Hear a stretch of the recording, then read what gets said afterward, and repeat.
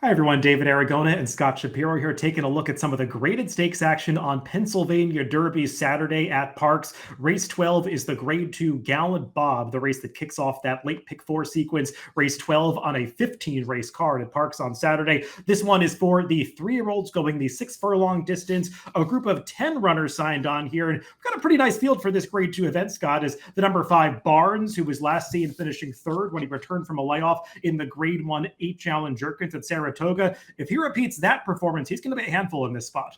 Without question, Barnes. I was surprised to see him appear in this spot. Not overly surprised, but this field is good. I mean, Retribution, Neokos, we'll dive into it, but there's some talent here. There's some local talent. I thought the Gallant Bob came up about as strong as you could hope.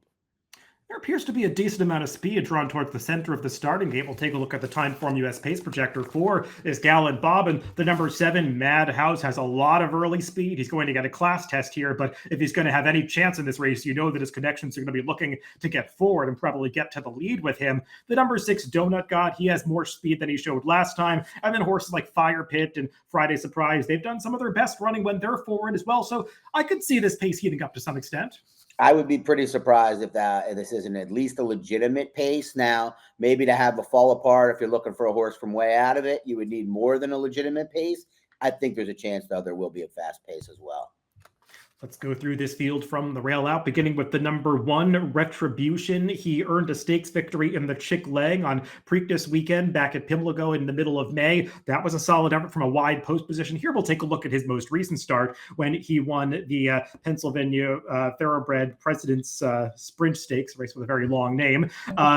This horse stalked outside for a wide post. He stumbled a little bit at the start. He has to work to get past this horse, Fire Pit, along the inside, who's also back in this race, Scott. I wondered if maybe Retribution wasn't loving the muddy track that he encountered this day, because I've got to admit, this performance was a little bit underwhelming. I actually like him more based on his effort two back in the Max field when he was beaten at finishing 4th in that race, but he was facing a really strong field. Smoking Wicked came back to run a 101 buyer out of that. Captain Cook arguably ran the best race in the Allen Jerkins in his next start, and Retribution did not get the best trip in the Max field, shuffled back at different points in the race, and he's supposed to get some pace to close into here.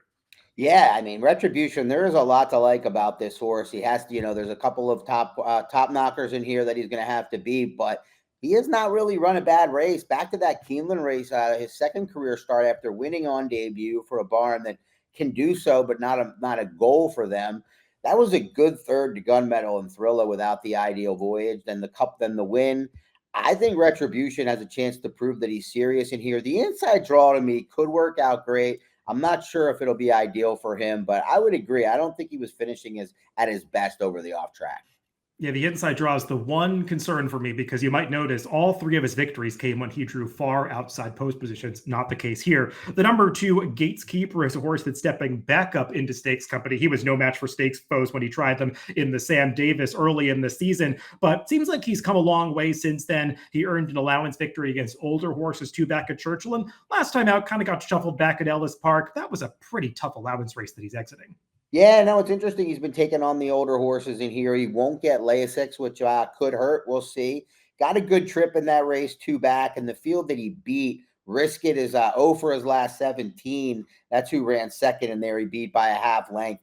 I think this is a pretty significant step up, but he's running competitive figures. I just wonder if he's going to get caught in chase mode from the inside under an aggressive rider. The number 3, Wax Box, a locally based runner coming in here to make his stakes debut. Got the job done last time when beating an allowance field at Parx. Obviously, this is going to be a gigantic class test for a horse who's never faced foes of this quality. He did face a pretty good older horse in Maximus Meridius 2 back, but was no match for that foe. And we'll see if he can run a little faster here, Scott, but he is coming in with some upside. Yeah, he is. And the race against Maximus Meridius, he wore blinkers for his lone start and then his career. They took him back off. Competition got a little softer as well. He won, beating a field that, like you said, a lot softer. The one thing I'll say for him is if this race heats up front, I think you could find worse options underneath in a 3rd or 4th place spot, because he's probably going to try to sit back. The number 4, Alchemism, is another horse that's probably going to be hoping that the pace materializes, though he might need more help than that to get involved at the end, because he's just never run a speed figure that makes him particularly competitive here. He did have some trouble on the backstretch of that stakes last time behind Retribution, but I don't think he was ever winning that race. No, the trouble was there, but the problem is you go back to watch a lot of his other races and it wasn't. And yeah, he's going to have to get a lot faster to be competitive at all. This is a big reach for a barn looking for their first win of the year.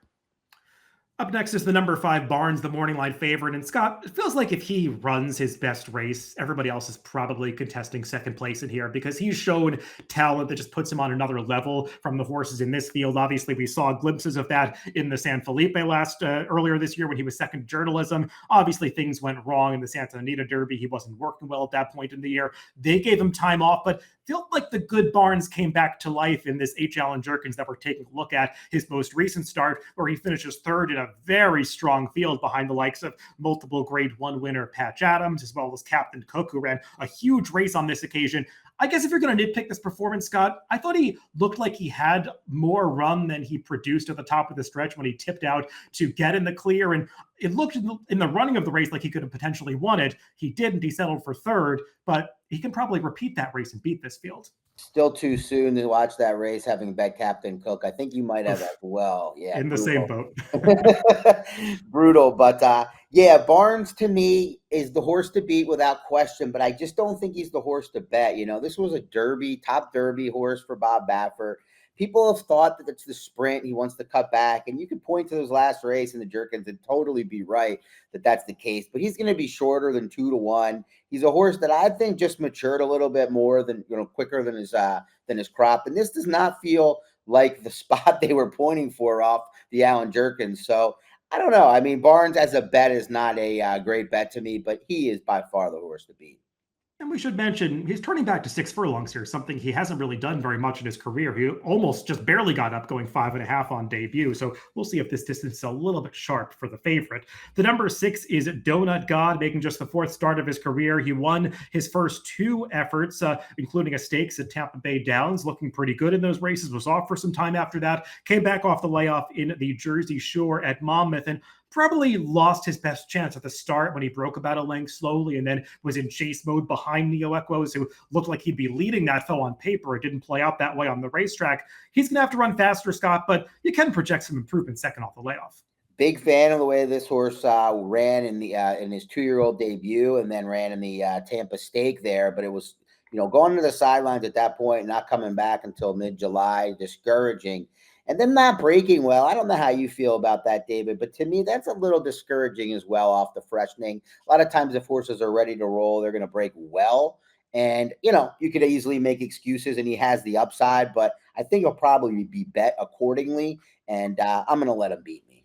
Yeah, one thing I'll say about the start last time is the number 8 Fire Pit, we'll get to in just a second. He broke through the gate before the start, and sometimes that messes up other horses at the starting gate when there's a false start and a delay like that. So we'll see if Donut God can break more professionally this time. The number 7 Madhouse, he is a horse who has shown a lot of speed in recent starts at Canterbury, has won all 3 in a row at very short prices, and has obviously improved a great deal since he tried Stakes Company earlier in the year at Tampa. But this is a big step up in class for a horse that has been beating up on much softer out of town.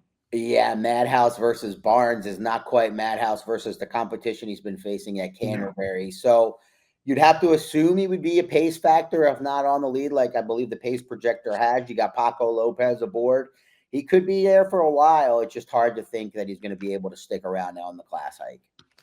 The number 8 Fire Pit has had a lot of experience. He's making the 14th start of his career. He's coming off a pretty good second place finish behind Retribution in a local prep for this in the middle of August at Parx. And he was that horse that was battling back along the inside in that replay that we showed for Retribution. He was kind of lugging in towards the rail, but he never quit and stayed on nicely to the wire. That was the best performance of his career. It was over a muddy track. He's got a past wet track effort. That's another one of his better performances. So I wonder if that kind of surface moves him up a little bit. He might not get it Saturday.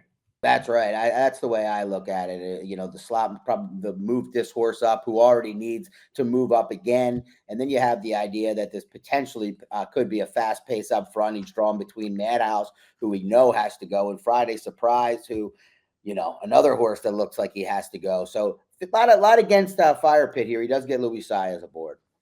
And Friday Surprise, you just mentioned another horse that finished behind Retribution last time. He was contesting the pace along with Fire Pit in the early stages, but he threw in the towel before that, though, and had little to offer in the late stages. Just hard to look at any of his recent performances, Scott, and make a case that he could be competitive against this field. Yeah, if you don't like Fire Pit, it's very difficult to make a case for Friday Surprise, who, like you said, was put away very easily by Fire Pit last time. Then drawn on the outside is the number 10 Neo Equos, a horse who's tried a variety of distances throughout his career. He actually participated in the Kentucky Derby earlier this season, but they immediately turned him back to sprinting after that, which is probably what he wants to do. He didn't get a great trip in the Woody Stevens, so maybe you can make an excuse for that performance. And he's run much better in 2 starts since then, including at Charlestown last time, where he went the 2 turn 7 furlongs, and that was a race that kind of came apart at the end. Here, though, we're showing a replay of that race against Donut God that I referenced earlier. Yeah, that was an interesting race, which I don't want to take too much out of because, like you said, we talked about Donut God didn't break well. Neoclose found himself on the lead, but this is a horse that I think can relax better than a lot of his running lines would suggest. A couple of times that was the plan in the 2-turn races. He was drawn towards the inside.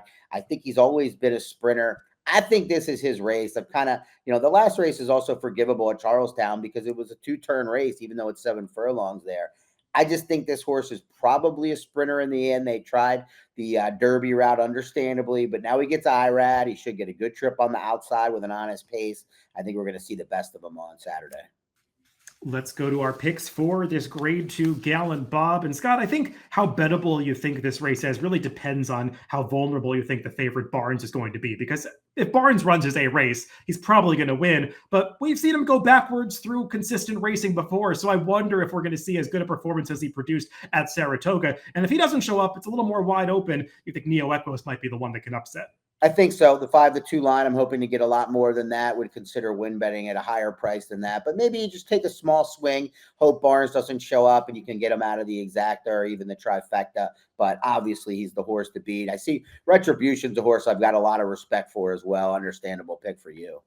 Yeah, Retribution's going to have to run better than he did in the prep race last time at Parx, but I think he can, especially if he gets back on a fast track. And he's supposed to get the right kind of setup in this race if he can work out a trip from the rail. 1, 5, 6, 10 for me, and 10, 5, 1, 3 for Scott in race 12 on Pennsylvania Derby Saturday, the grade 2 Gallant Bob. Good luck if you're playing the races this weekend.